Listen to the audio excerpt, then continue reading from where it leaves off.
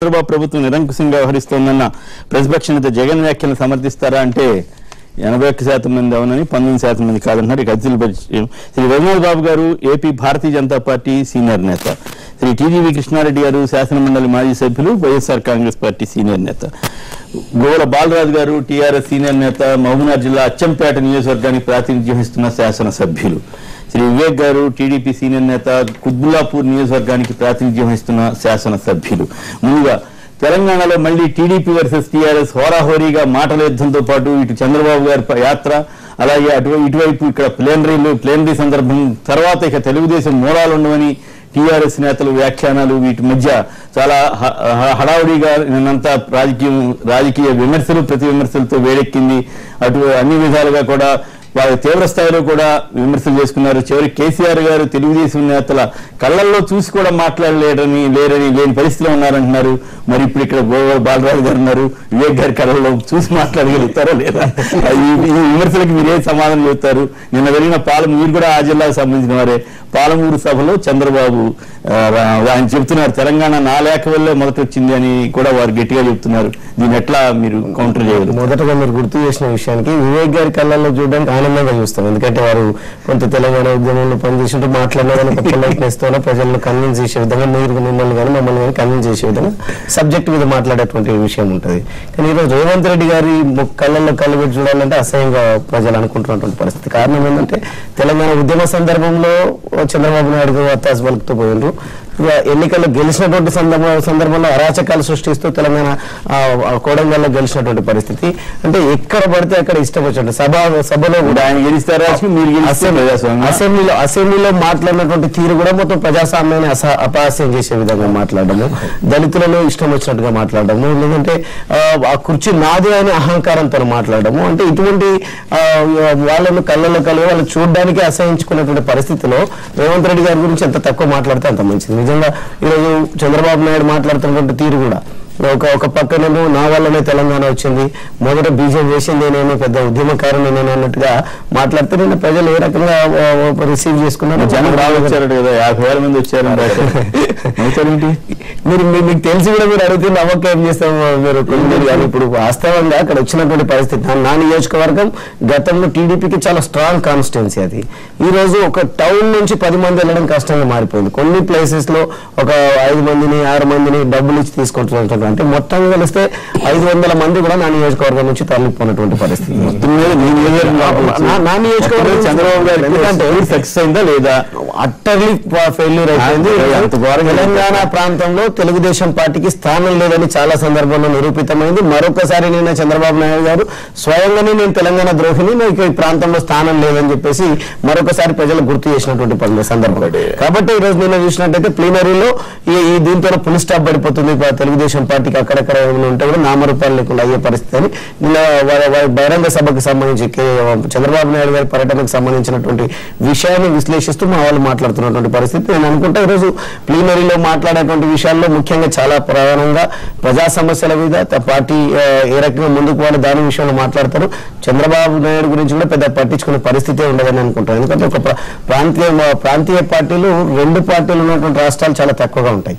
మరి ముఖ్యంగా తెలంగాణకు ద్రోహం చేసినటువంటి పార్టీ మా పార్టీ కాజ్ కోసం పుట్టుకొచ్చినటువంటి పార్టీ. ఈ రోజు తెలంగాణ రాష్ట్ర సమితి తెలంగాణ రాష్ట్ర ప్రజల శ్రేయస్సు కోసం ఉద్భవించినటువంటి పార్టీ.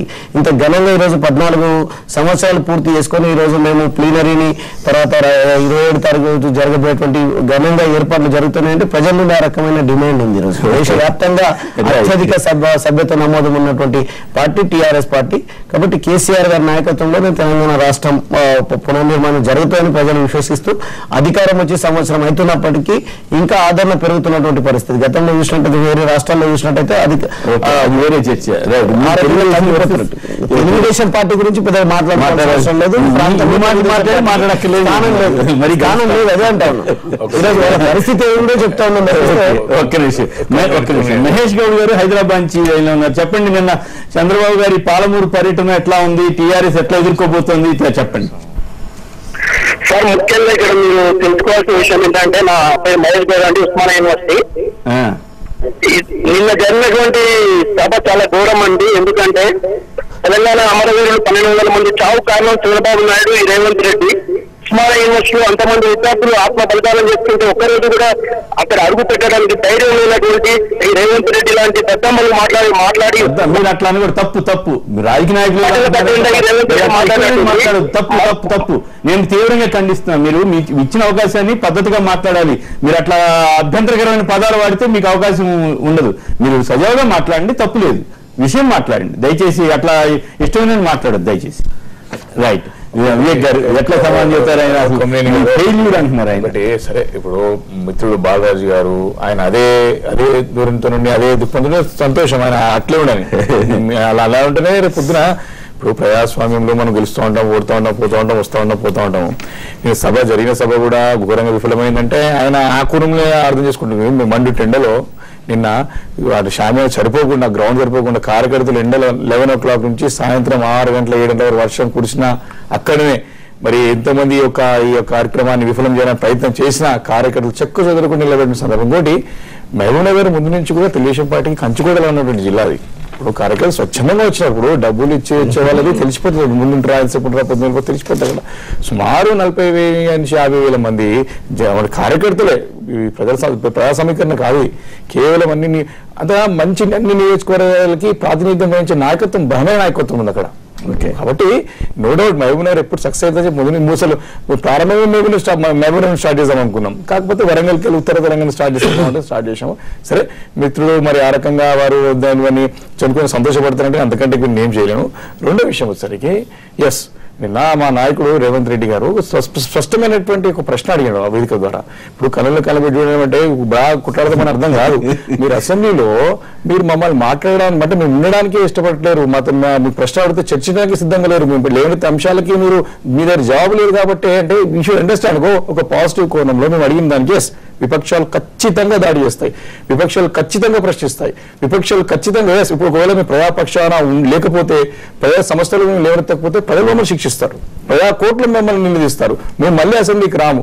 కానీ మీరు అధికారంలో ఉన్నారు, మీరు కొంచెం సంబంధం అంటే చాలా హుందా ఉండాల్సిన అవసరం లేదు.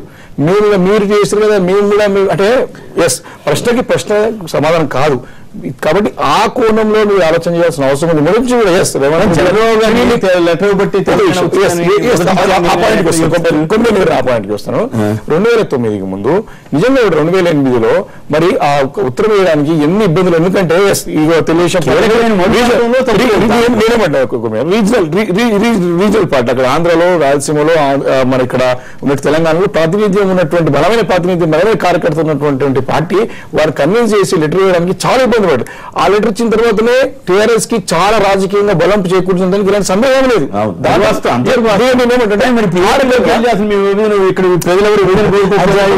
చేసింది ఇది అన్యాయం చేసింది, అందుకే నాశనం అయిపోయింది.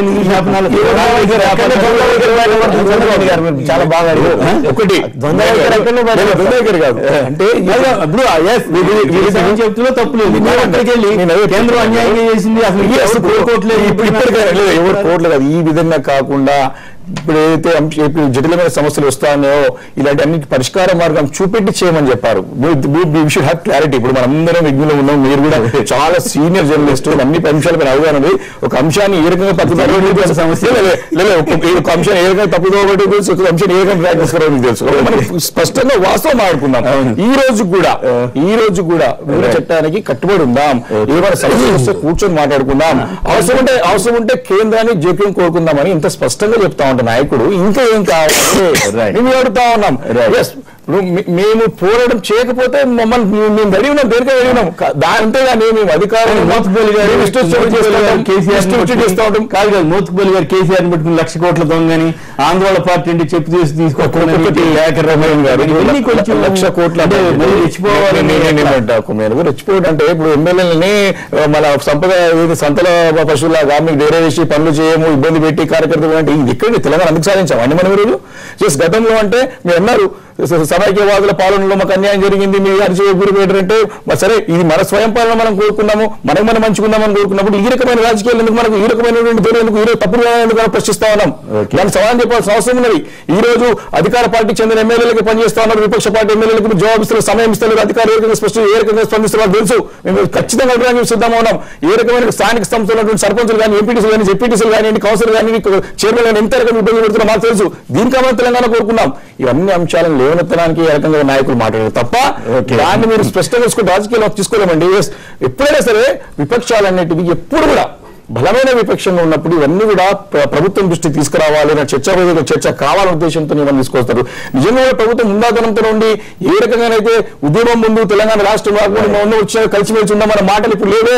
నిజంగా ఇంతకుముందు తెలంగాణ వాదులు ఎవరుతున్నారో, తెలంగాణ రాష్ట్రం సాధించడానికి ఎవరైతే అభివృద్ధి కృషి చేసి ప్రాణత్యాగాలు చేశారో వాళ్ళ కుటుంబాలు కానివ్వండి, ఇంకా చాలా మంది నాయకులు కానివ్వండి, ఉద్యోగస్తులు కానివ్వండి, వ్యాపారస్తులు కానివ్వండి, వారిని పక్కన పెట్టి అంటే తెలంగాణ సాధించడానికి మాత్రం తెలంగాణ వాళ్ళు కావాలి, కానీ బంగారు తెలంగాణ సాధించడానికి మాత్రం మరి అవసరం లేదా?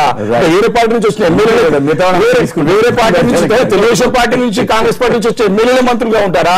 వారికే మీరు పగులిస్తారా? మేమే తెలంగాణ వాళ్ళు పనికిరారా? దాన్ని ప్రశ్నిస్తారు ఖచ్చితంగా. అంటే మీరు మీ ప్రతి ఒక్కరికి మీరు అవకాశం ఇస్తారు, కానీ 1200 మంది ప్రాణత్యాగం చేశారు, వాళ్ళని గుర్తించడానికి మీ 10 నెలల సమయం సరిపోదా? మీరు 4 కోట్ల జనాభాని గుర్తించడానికి మీరు సమగ్ర కుటుంబ సర్వే పెడితే మీకు 1200 మంది చనిపోయినటువంటి కుటుంబాలను గుర్తించలేరా? ప్రశ్న అడుగుతున్నారండి. తెలంగాణ వాళ్ళు అడుగుతున్నారు, ప్రజాస్వామ్య వాళ్ళు అడుగుతున్నారు, తెలుగుదేశం పార్టీ సభ్యులు అడుగుతున్నాం. మీరు సమాధానం చెప్పండి, ప్రజలకి అసెంబ్లీలో చెప్పండి, లేదా మీ ప్లీనరీలో చెప్పండి.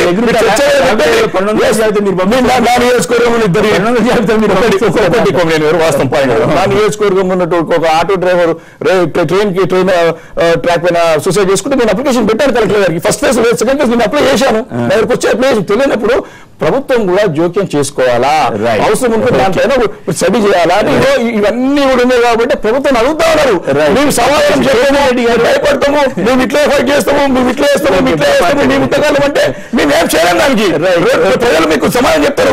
ఇప్పుడు అంటున్నారు మీ ఉద్యోగం రాకముందుకు మేము అడుగుతున్నాం మిత్రుడు బాలాజీ గారిని, మేము ఉద్యోగం పనిచేసాను అడుగుతా. ఫస్ట్ ఎప్పుడు మనం ఒక పాజిటివ్ గా డిస్కషన్ చేస్తా ఉన్నాము.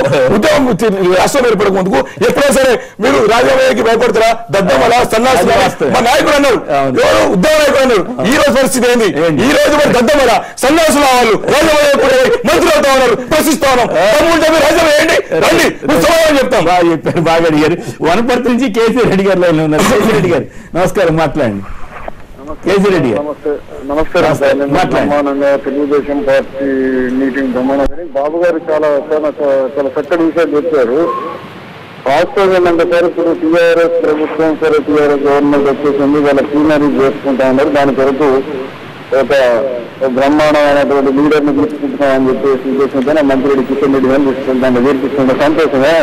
కానీ ఏంటంటే ఇప్పుడు టీఆర్ఎస్ పార్టీ ఒకటే బాధ ఏంటంటే తెలంగాణ కొరకు వనపర్తిలో కిషన్ గారి దగ్గర మేము ఎక్కడ పోరాటం చేస్తామని తెలుగుదేశం పార్టీలో వాళ్ళంతా కలిసి చేస్తున్నప్పటికీ ఇప్పుడు తెలంగాణ కొరకు పోరాటం ఒక్క బొమ్మ కనపడదు, ఒక్క బొమ్మ కూడా లేదు సార్ తెలంగాణ కొరకు. ఇప్పుడు మీరు మొన్న కోరుకోలేదు సార్, కళాకారుల లోపల ఒక్క కళాకారుడు కూడా 50% మంది కళాకారులు తెలంగాణ కొరకు పోరాడిన వల్లే వాళ్ళకి ఉద్యోగాలు రాలేదు, అపాయింట్మెంట్ చేయలేదని మీరే చెప్పారు. నేను చాలా రియలైజ్ అయిన దాని తర్వాత మీ పేరు పెడుతుంది. రైట్ అండి. ఇక విద్యాసాగర్ గారు, తెలుగు యువత నేత విద్యాసాగర్ గారు. హలో, నమస్కారం. గుడ్ మార్నింగ్ గారు. నమస్కారం, మాట్లాడండి. ఈ రోజు ప్లీనరీ జరుపుకుంటున్న తరుణంలో వీళ్ళు మిగతా పార్టీల వారిని ఆకర్షించడానికి పథకాలు పెట్టుకోవాల్సిన అవసరం ఏముంది? మీరు ప్లీనరీ అంటే మీ అంతర్గత పార్టీ సమావేశం.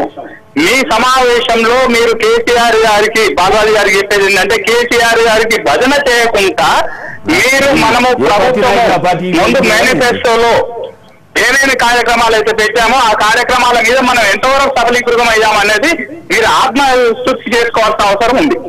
మీరు ముఖ్యంగా మీరు గతంలో ప్రభుత్వంలో లేనప్పుడు, ఆంధ్రప్రదేశ్ రాష్ట్రంలో ఉన్నప్పుడు మీరు రాజీనామాలు చేసిన తరుణంలో మీరు ఏం చేశారంటే మీ రాజీనామాలు ఆమోదించుకోవడానికి స్పీకర్ ముందు నిరాదీక్ష చేసిన సంఘటనలు చాలా సార్లు ఉన్నాయి. ఈ రోజు మిగతా పార్టీ నుంచి, తెలుగుదేశం పార్టీ నుంచి పోయిన నాయకులు రాజీనామా చేస్తే కూడా వాళ్ళ రాజీనామాను యాక్సెప్ట్ చేయకపోవడానికి గల కారణం ఏంటంటే, అంటే మీరు ప్రభుత్వంలో ఉంటే ఒకటి, ప్రభుత్వంలో లేకుంటే ఒకటా? దీనికి సమాధానం చెప్పాల్సిన అవసరం ఉంది ప్రజలకు కూడా. ధన్యవాదాలు. సరిపోతుంది. స్పీకర్ పరిధిలో కోర్టు పరిధిలో ఉన్నటువంటి అంశాలను ప్రభుత్వం పైకి నెట్టడం అనేది విద్యాసాగర్ రావు గారికి ఎంత స్పీకర్ పరిధిలో ఉన్నటువంటి అంశం రాజీనామా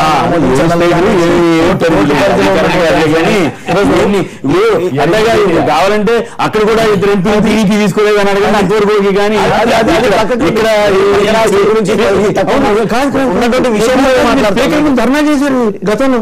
ఈ హరీష్ రావు గారు లంక కూడా మా రాజీనామా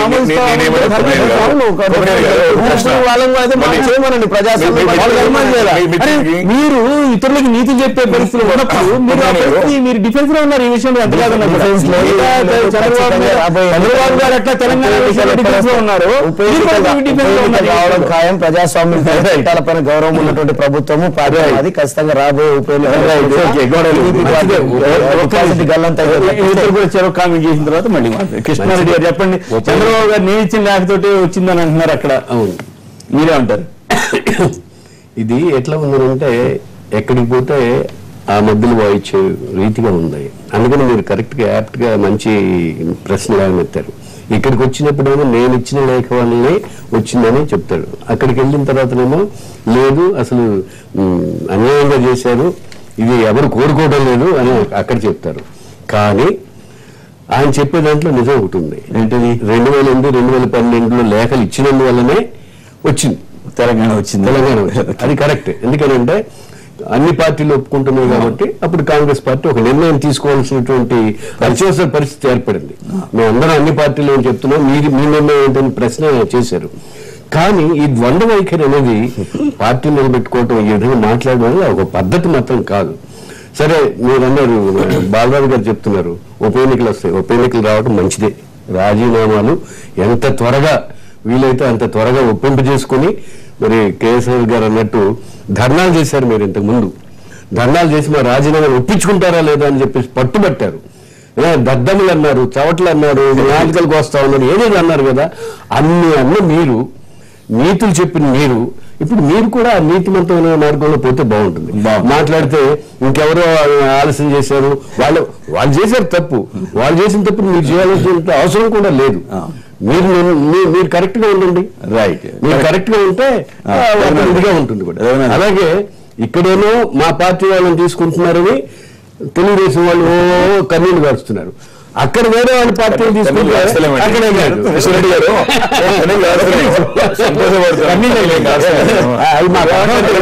ప్రశ్నిస్తా ఉన్నాం. ఇప్పుడు ఎలాగైతే ఒక ఎమ్మెల్యే లాగా విషయం చెప్తాను. ఆకర్షణ వేరే వేరే. ఇప్పుడు జనరంగా పార్టీ ఆకర్షించారు ఇక్కడ ఏం చెప్తున్నారంటే మీరు చెప్పండి, రాజీనామా చేయకుండా మీరు తీసుకుంటున్నారు అని అంటున్నారు. అక్కడ రాజీనామా చేస్తే తీసుకున్నారా? మీరు ఎవరు తీసుకోవాలి? అక్కడ తీసుకున్నారు. స్టేజ్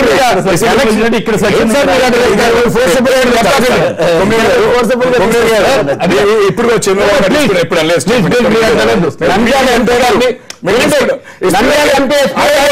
వచ్చిందండి.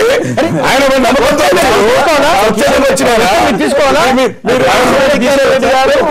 తీసుకోవాలా? ఒకటి రాజీనామా చేయించవచ్చు. స్పీకర్ గారు పెండింగ్, వాళ్ళు స్పీకర్ అంటే ఆ స్పీకర్ అట్లాగే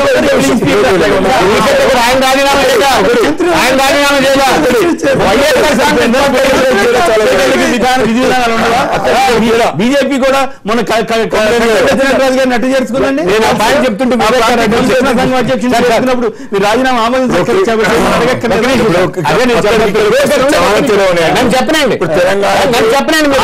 చాలా తేడా ఉన్నాయి.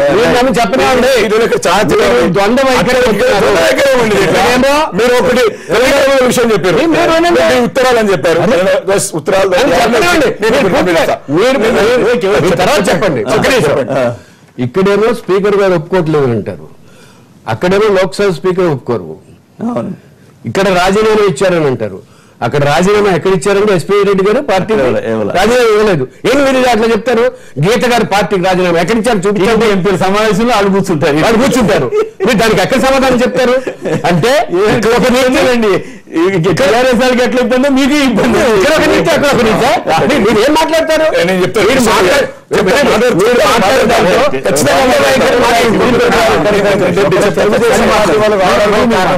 విభజన తర్వాత కూడా చంద్రబాబు నాయుడు గారు అవలంబిస్తున్నటువంటి ఒకే ఆదిలాబాద్ నుంచి రూపాకర్ రెడ్డి గారు ఆదిలాబాద్ నుంచి. నమస్కారం అండి. అది హైదరాబాద్ అండి, రూపాకర్. హైదరాబాద్ సారీ, చెప్పండి ప్లీజ్. నమస్కారం సార్, అక్కడ ఉన్న పెద్దవాళ్ళకి నమస్కారం. ఏదైనా పద్ధతిగా మాట్లాడండి దయచేసి. ఏం లేదు సార్, ఇప్పుడు చంద్రబాబు నాయుడు గారు చేసినా వాళ్ళు చేసుకుంటే తప్పు లేదంటారు, వీళ్ళు చేసుకుంటే తప్పు లేదంటారు. ప్రభుత్వంలో వైపు పోయేది ఖాయం, ఎవరైనా సరే ఆకర్షించేది ఖాయం ఎవరైనా సరే. వాళ్ళు పోతూ అభివృద్ధి పని చెప్తున్నారు, రాజీనామా చేయట్లేదు అంటున్నారు. రాజీనామా చేయక వాళ్ళు ఆహ్వానిస్తున్నారు, వీళ్ళు ఆహ్వానిస్తున్నారు. స్పీకర్లు అయితే తప్పు పెడుతున్నారు. అది తప్పు కాదు కదా. ఆహ్వానిస్తున్నారు ఫస్ట్ విజయం చేసిపోతే అది లెక్క ఉంటుంది. కానీ చంద్రబాబు నాయుడు కూడా అట్లా మాట్లాడడం పద్ధతి కాదు. ఎందుకంటే వారు కూడా అక్కడ వారు అభినందించి ఇక్కడ చెప్తే బాగుంటుంది మా అభిప్రాయం. కరెక్ట్, బాగా చెప్పారు. మీ బీజేపీ సంగతి ఏంటి? బీజేపీ కూడా అదే బాటలో ఉంది. పెద్ద రైతు విలువలు అది గోంగూర కానీ వంకాయని కప్పుడు చెప్పిన వాళ్ళు మీరు ఆ దిలీప్ గారు చేరితే ఎమ్మెల్సీ రాజీనామా చేయించలా, కంటే సత్యనారాయణ గారు చేరితే రాజీనామా చేయించలా, ఇద్దరు ఎంపీల మీద ఫిర్యాదు చేస్తే సుమిత్రా మహాజన్ పెద్ద గొప్ప స్పీకర్ ఆవిడ పట్టించుకోదు. ఇదేనా మీ ప్రభుత్వం? ఇది ఇప్పుడు ఎక్కడైనా ఇది జరుగుతున్నమాట వాస్తవం. ఇప్పుడు ముందు ఈ విషయం గురించి చంద్రబాబు నాయుడు గారు ఈ తెలంగాణలో దాని గురించి మాట్లాడుతారు. ఇప్పుడు ఆ రోజు ఉన్నటువంటి రాష్ట్రంలో ప్రధాన పార్టీలు రెండు, కాంగ్రెస్ అయినా టీడీపీ అయినా, వాస్తవం మాట్లాడుకుంటే అక్కడ నాయకులు అక్కడ మాట మాట్లాడారు, ఇక్కడ నాయకులు ఇక్కడ మాట మాట్లాడారు. దీనిలో ఎటువంటి సందేహం లేదు. ఈ అగ్ర నాయకులకి మాత్రం కొంత ఇబ్బంది. వాళ్ళు కూడా అక్కడికి వచ్చినప్పుడు లైట్ గా అట్లా, ఇక్కడ లైట్ గా ఇట్లా అంటే తప్పిస్తే రెండు పార్టీలు అదే మాట అదే ధోరణిలో పోయారు.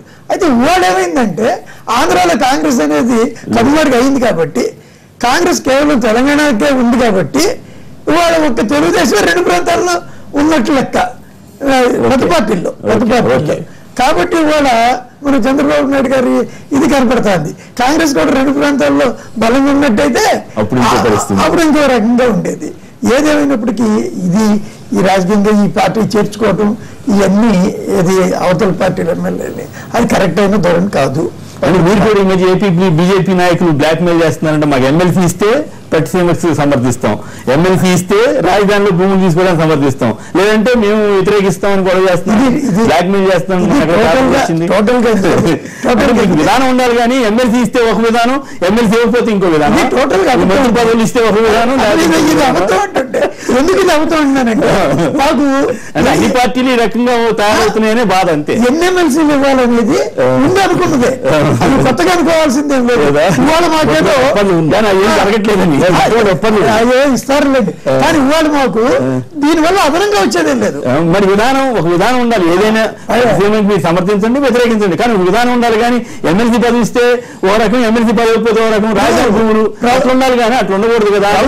ప్రభుత్వంలో పేపర్లో వచ్చిన వార్త ఆధారంగా నేను అడుగుతున్నాను తప్ప ఇంకోటి. అంటే రాజకీయ పార్టీలు ఇప్పుడు వాళ్ళందరూ ద్వంద్వ వైఖరులు ఎట్లా వ్యవహరిస్తున్నారో ఎక్స్పోజ్ అయింది. అట్లాగే మీ పార్టీ పరిస్థితి కూడా అట్లాగే ఉందనేది పాయింట్. ప్రభుత్వంలో ఉన్నాం కాబట్టి పట్టిసీమకి మేము అనుకూలం లెక్కే, కానీ వాస్తవంగా ఎందుకు నేనైనా మాట్లాడతా.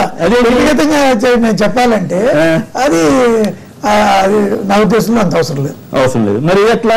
కానీ పార్టీ అది ఎట్లా ప్రభుత్వంలో పార్టీకి ఒక విధానం ఉండదా? పార్టీలో ఒక దానిలో పార్టీ విధానం అంటే ప్రభుత్వంలో ఉన్నప్పుడు సమర్థిస్తున్నాను. నేను ఉదాహరణకి అడిగాను. మీరే అంటే ఎమ్మెల్సీ నేననేది ఏ పార్టీకైనా విధానాల ప్రాతిపదికన ఉండాలి తప్పితే పదవుల ప్రాతిపదికన విధానాలు ఉండకూడదు అనేది అది ఎమ్మెల్సీ విషయం. మీరు చెప్పింది మాట నేను చెప్పింది కానీ పేపర్లో వచ్చింది. ఏదో ఒకటి ఇప్పుడు పొగరాదు అన్నట్టు. రాజేష్ గారు ఒక లైన్ లో ఉన్నారు. రాజేష్ గారు నమస్కారం, మాట్లాడండి. గజ్వేల్ నుంచి రాజేష్ గారు. సీఎం గారి నియోజకవర్గం. టీడీపీ కార్యకర్త. ఓకే, చెప్పి మాట్లాడితే తప్పు లేదు కాదు, చెప్పి మాట్లాడితే తప్పు కాదు. ఎమ్మెల్యేలే అయితే ఒకసారి ఇప్పుడు టీఆర్ఎస్ జరుగుతుంది సార్ ఇప్పుడు అదే వల్ల. అవును, అది జరిగినాక మా టీడీపీకి లాభం అనుకుంటారు ఎట్లయితే. ఎట్లా మూలాలే ఉండవని మీ పార్టీ మూలాలే ఉండవని టీఆర్ఎస్ వాళ్ళు చెప్తుంటే మా పార్టీ మంచి మంచిగా వచ్చేసారు. మా పార్టీకి తీసుకుందామని, కానీ మా పార్టీ ఏం చేయలేదు. ఎవరు ఏం చేసినా టీడీపీ కార్యకర్తలు అన్నట్టు బలమైన పార్టీ ఉంది మాది. ఎందుకంటే సీఎం కాంగ్రెస్ అంటే క్లాసెస్ లో కూడా ఇప్పుడు ఎలక్షన్ 50,000 ఓట్లు తక్కువడే మాకు. ఓకే, అంటే అలాంటి పార్టీ ఇప్పుడు చిన్న మెసేజ్ కదా, కొన్ని ఎమ్మెల్యేలు ఎక్కువ చెప్తారు రాజీనామా చేసి ఆమోదించుకొని పోయింది. ఓటాలు అంటలేము, ఎవరు పోయినా సరే పార్టీలోకి ఎవరు పోయినా రాజీనామా చేసి. అంటే ఈ పాయింట్ వర్తిస్తుంది. అది సమస్య. మీరు రాజేష్ గారు అక్కడ ఏపీలో ఇద్దరు వైఎస్ఆర్ కాంగ్రెస్ ఎంపీలను చేర్చుకుని మీరు పక్కన పెట్టుకుంటున్నారు, కూర్చోబెట్టుకున్నారు, చంద్రబాబు గారు పక్కనే కూర్చున్నారు. అది కొంచెం మీకు ఇబ్బంది అనిపిస్తలేదా? ఇబ్బంది అందరూ ఓకే, ఇబ్బంది కాదు. అక్కడ ఆలోచించిన తప్పలేదు. రాజీనామా కొత్త విజయవాడలో కుదిరామని ఇంతవరకు సాయం చేసి చేయలేను. ఆయన సొంత డబ్బులు పెట్టి ఎమ్మెల్యే గెలిపించుకున్న పార్టీ మాది. ఎందుకంటే వచ్చిన ఎమ్మెల్యేలందరూ సొంత డబ్బులు పెట్టి గెలిచిన ఒక్క ఎమ్మెల్యే సుబ్బదీపం సార్ మా పార్టీ ఇంతవరకు సాయం చేసాడు. అలాగే నా నాయకులు మోసం చేసిపోతే ఎలా అభివృద్ధిస్తారు? ఓకే, గుడ్, బాగా మాట్లాడారు. మంచిగా ఇట్లా ఎవరైనా సరే పార్టీ అభిమానులు తప్పకుండా మాట్లాడండి. పార్టీ అని చెప్పి మాట్లాడితే ఎప్పుడైనా మాట్లాడినా తప్పులేదు దాంట్లో. ఒక్క నిమిషం. ఎరికల్ రెడ్డి గారు నెల్లూరు నుంచి లైన్ లో ఉన్నారు. ఎరికల్ రెడ్డి గారు నమస్కారం, మాట్లాడండి. నమస్కారం, మాట్లాడండి. సార్, ఇప్పుడు నాయకులు ఒక పార్టీ మీద గెలిచి ఒక పార్టీతో చేస్తున్నా అంటున్నారు సార్. అవును, అలాంటి ఒక ఏం చేస్తే ప్రజల కోసం చేస్తున్నాము, ప్రజల్లో మంచి చేయాలని కోరుతున్నారు అంటున్నారు సార్. అవును, నాయకులు పార్టీని చూసి ఓటేశారా, నాయకులు చూసి ఓటేశారా? మీ నెల్లూరులో మీ మేయర్ గారు కూడా అదే పని చేసినట్టున్నారు కదా? అవునవును సార్, అదే వైఎస్ఆర్ కాంగ్రెస్ గెలిచి తెలుగుదేశం మేయర్ అయిపోయాడు, ఎవరు పట్టించుకోవట్లేదు.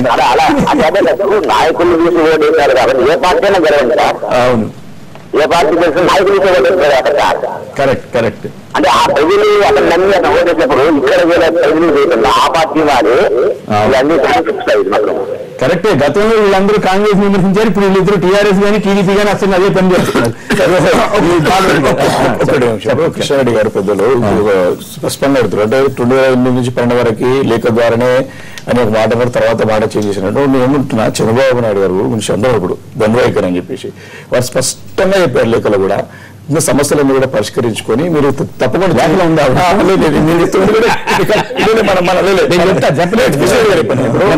మన కడియం సిఆర్ గారు ఉత్తరం తీసుకొని మీరు ఖచ్చితంగా ఎక్కడ ఏపీ నుంచి ఒకరు తెలంగాణ. దాని తర్వాత కూడా మీరు దీనిపైన కొన్ని స్పష్టత తీసుకున్నారని మొదటి నుంచి కూడా మరి బిల్లు అయితే కూడా చెప్పారు. ఇప్పుడు మీ జగన్మోహన్ రెడ్డి లేక ఆర్టికల్ ఇష్టమని చేసుకోవడం అల్లే బాధ్యతగా వివరించినాడు. ఒక రెస్పాన్సిబిలిటీ